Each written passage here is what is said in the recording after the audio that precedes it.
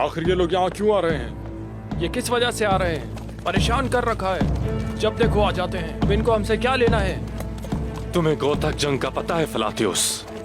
नहीं जानता। जो शख्स तारीख नहीं जानता वो सिपाही हो सकता है क्या?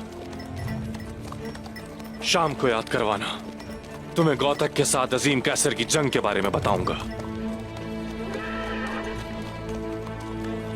क्या यह जरूरी है? मालूम होने पर मैं अर्तुरुल का सर कलम कर सकूंगा। जो तारीख नहीं जानता वो फतह का मजा नहीं चख सकता। फिर तो मैं जरूर जानना चाहूंगा।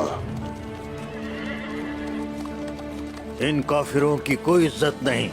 इतनी जंगें हार कर, इतने सिपाही मरवा कर अभी भी इस तरह आ रहे हैं। देखो जरा। वो देखो फिर आ गए। क्या मुंह उठाए चले आ रहे हो? तुम लोग अब क्या चाहते हो?